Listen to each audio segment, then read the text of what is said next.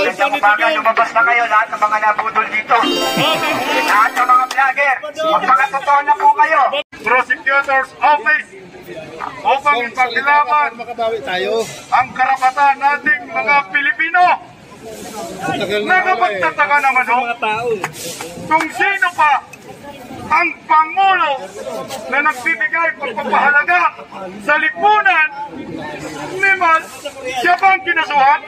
Ordinaryong Pilipino, magtataho, magbabalot, magsasaka, mangingista, construction workers, binigyan po yan ng puwang ni Tatay Digong, siya pa ngayon ang kinasuhan. Yung Pangulong nagbibigay ng pagpapahalaga sa bawat Pilipino, kinakalinga tayo sa loob ng 6 na taon, binibigyan tayo ng puwang sa mga maliliit na ordinaryong mga Pilipino, nagkaroon ng busis sa panahon ni Pangulong Rodrigo Roa Duterte. Ang mga durugista natakot kay Tatay Digong, kami ay hindi aktivista, kami ay hindi komunista, kami ay wala pa kaming membrong sinasalihan na panay sigaw sa kalsada. Nabaliktad yata ang panahon natin. Ang mga ordinaryong Pilipino na nasa bahay lang, nanibalan dito sa kalsada.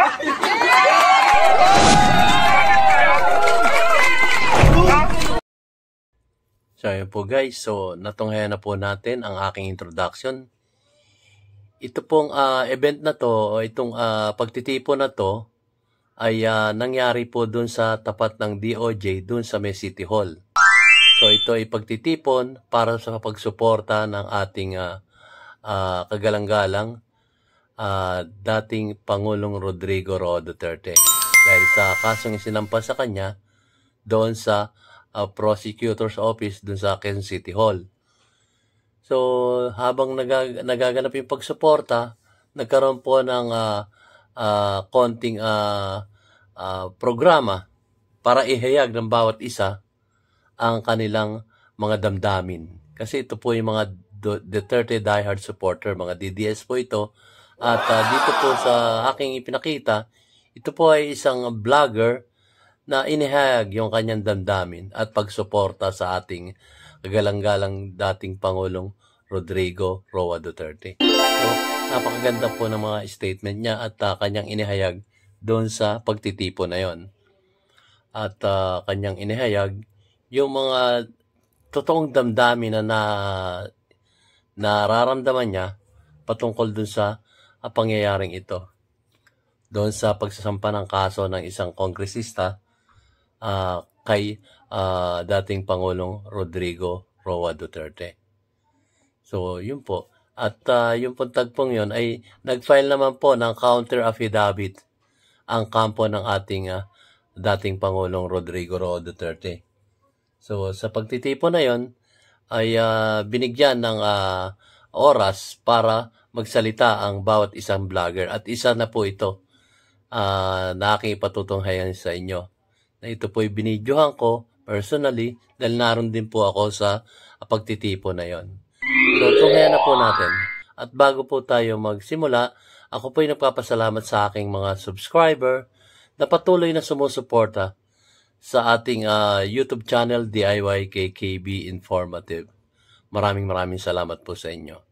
So, tunghayan na po natin ang paglalahad o pagtalumpati ng ating batikang vlogger dito sa kanyang pagsuporta sa ating butihing kagalang-galang dating Pangulong Rodrigo Roa Duterte. So ito na po siya.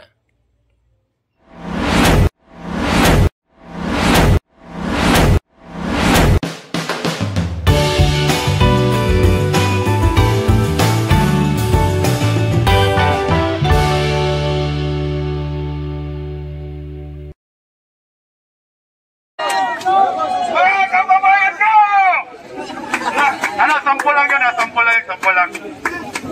Mga kababayan, mga kapwa ko Pilipino, rito po kami sa harapan ng Department of Justice Prosecutor's Office upang ipaglaban ang karapatan nating mga Pilipino.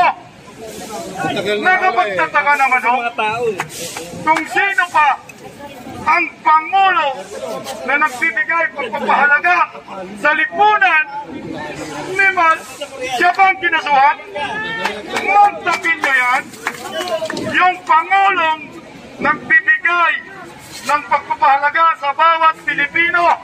Kinakalinga tayo sa loob ng 6 na taon. Binibigyan tayo ng puwang sa mga maliliit na ordinaryong mga Pilipino. Nagkaroon ng busis sa panahon ni Pangulong Rodrigo Roa Duterte. Ang mga durugista natakot kay Tatay Digong. Tol, yung kamera ko, tol, huwag mong takpan. Sayang yung sigaw ko, nakalive ako dyan.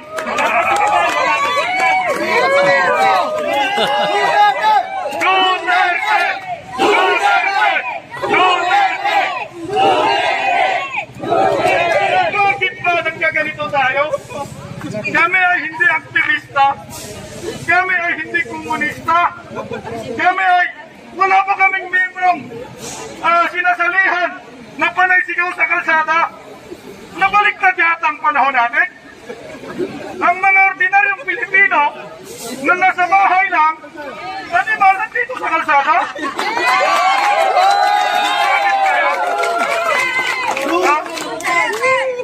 Kung sino ba ang taong nagbibigay ng importansya sa bawat isa, kahit ordinaryong Pilipino, magtataho, magbabalot, magsasaka, mangingista, construction workers, binigyan po yan ng puwang ni Tatay Digong, siya pa ngayon ang kinasuhan.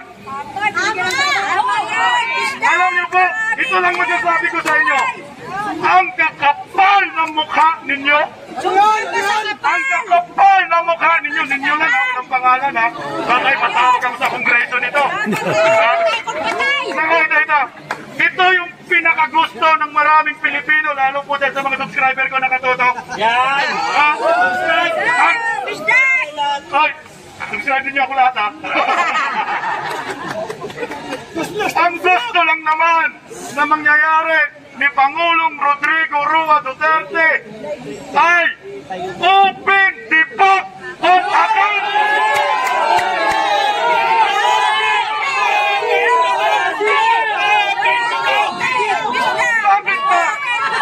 Bakit pa? Bakit pa kayo? Di pala kayo, sila. Bakit pa sila takot sa open the book of accounts? Bakit? Bakit pa? Bakit? Ito ang tanong ko sa inyo, may libro ba sila? Yun po ang mahirap eh. Lumisigaw si Tatay Digong, open the book of accounts. Wala nang palang mga libro ang mga yan. Hindi lang basta-basta. Open the book of accounts, mga kaibigan ko. Buksan ang libro na may kasamang resibo. Open book! Open book! Open book! Open book! Open book! Open book! Open book! Ito na yata yung sinasabi ni Tatay Digong. Mag-ingay tayo! Tandaan niyo po mga kongresista na nasa kongreso ngayon. Kayo po ay representante ng mga ordinaryong Pilipino. Umaasa po ang bawat mamamayan sa inyo na gumawa po kayo ng batas upang mapakinabangan ng maraming Pilipino. Lalo na po yung nasa laylayan ngayon na umaasa at umaasa pa hanggang ngayon na babangon tayong muli. Meron pa ba nun? Wala na! Meron ba nun? Sino bang bumangon ngayon? Ikaw, Badong, bumangon? Sino bang bumangon ngayon? Bumangon ba ang mga ordinaryong Pilipino?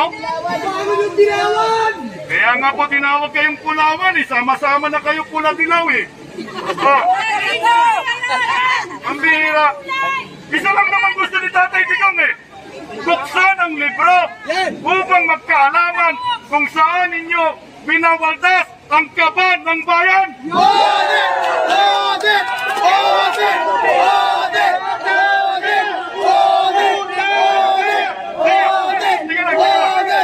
Sige lang. Mga kapwa ko Pilipino, masama ba yung mag-request tayong mga employer nila? Nabuksan nila ang libro nila? Ngayon nagalit kayo, pinasuhan ninyo si Tatay Digong. Bawal na ba magtanong ngayon? Hindi! Tama kung bawal, titigil mo na to. Hindi! Ito lang ang huli ko pong panawagan. Kayong mga kongresista, sinasabi po ni Tatay Digong on air, nandyan yung SMNI. Nandyan ho, sinabi ni Tatay Digong, Mabuhay ang SMNI! Mabuhay ang SMNI! sabi ni Tatay Digong sa gigan sa masa para sa masa, that the most rotten institution ay Congress. Ganito, quiz, kung hindi totoo yung sinabi ni Tatay Digong na kayo ang pinakabulok na institusyon sa Republika ng Pilipinas, simple lang, you need to open the book of account.